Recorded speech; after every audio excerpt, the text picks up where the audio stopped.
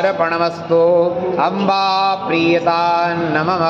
हरि ओमस्य श्री कुञ्जिकास्तोत्रमन्त्रस्य सदाशिवऋषिः अनुष्टुप्छन्दः श्री त्रिगुणात्मिका देवता ॐ ऐं बीजा ॐ ह्रीं शक्तिः ॐ क्लीं कीलका मम सर्वाभीष्टसिद्ध्यर्थे पाठे विनियोगः।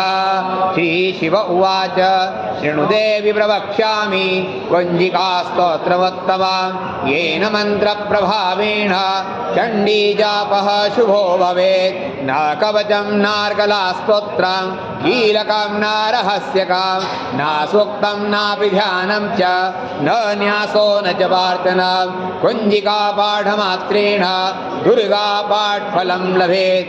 अतिगुह्यतरं देवी देवानामपि दुर्लभं गोपनीयं प्रयत्नेन स्वयोनिरिव पार्वती मारणं मोहनं वश्यं स्तम्भनोच्चाटनादिकं पाठमात्रेण संसिध्येत् कुञ्जिकास्तोत्रमुत्तमम्।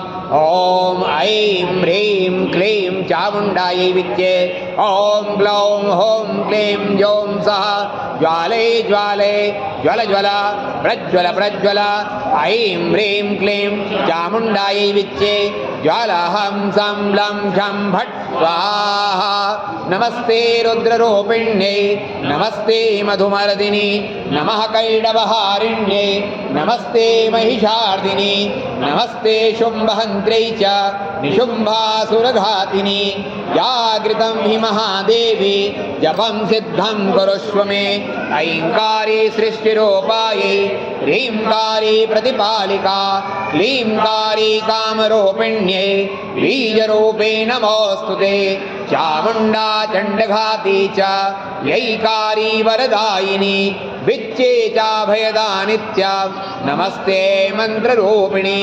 धां धीं धूं धुर्जटेः पत्नी वां ह्रीं भूं वागधीश्वरी ग्रां क्रीं ग्रौं कालिका देवी शां शीं शुं मे शुभं कुरु। हुं हुं हुंकाररूपिण्यै जं जं जं जम्भनादिनी भ्रां ह्रीं भ्रूं भैरवी भद्रे भवान्यै ते नमो नमः। अङ्कं चं टं तं पं यं क्षं बीं गौं ऐं बीं हं क्षं धियाग्रं धियाग्रं त्रोटै त्रोटै दीप्तं कुरु कुरु स्वाहा। पां पीं पों पार्वती पूर्णा खां ह्रीं घों घेजरी तथा सां शीं शूं सप्तशती दिव्या मन्त्रसिद्धिं कुरुष्व मे। इदं तु कुञ्जिकास्तोत्रं मन्त्रजागरति हेतवे दातव्यां गोपितं रक्ष पार्वती यस्तु कुञ्जिकया देवी हीनां सप्तशतीं पठेत् न तस्य जायते सिद्धि ररण्ये रोदनं यथा। भगवत्यै नमः। जगदम्बार्पणमस्तु। अम्बा प्रीयतान्नमः। जगदम्बा